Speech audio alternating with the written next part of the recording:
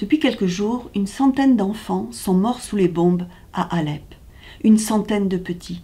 Comment pourra-t-on jamais justifier cela? Comment pourra-t-on jamais comprendre que les convois humanitaires et les hôpitaux soient pris pour cible dans les conflits, dans le monde, comme nous tentons de l'expliquer dans nos pages?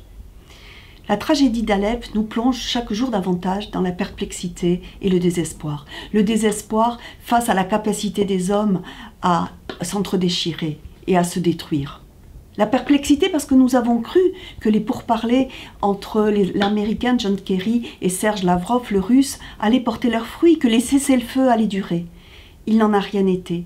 Résultat, le chiffre des victimes continue de grimper et le désespoir évidemment gagne de plus en plus une population qui est tous les jours davantage en situation de survie.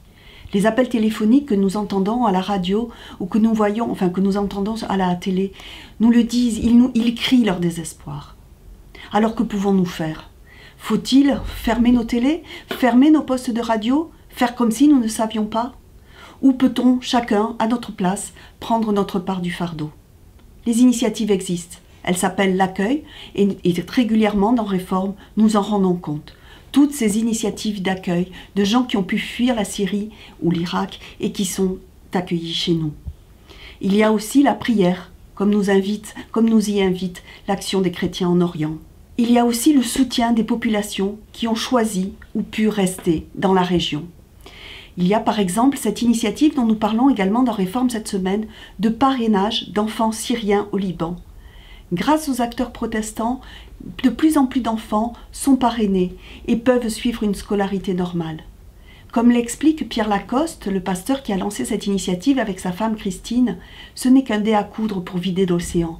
Mais pour ces enfants, ce parrainage fait toute la différence. Il y a aussi cette initiative de quelques acteurs protestants qui invitent à marcher et à déposer une bougie devant l'ambassade de Syrie ce jeudi à 19 h. Une initiative qui, je l'espère, fera boule de neige pour nous permettre de témoigner de notre soutien à la population syrienne. Je profite aussi de cet éditorial pour vous annoncer la naissance d'une nouvelle rubrique dans Réforme. Elle s'appelle « De par la foi » et chaque semaine, nos chroniqueurs vont pouvoir décrypter l'actualité des religions. L'actualité des religions à travers le monde qui nous permettra de comprendre un peu mieux ce qui se passe autour de nous.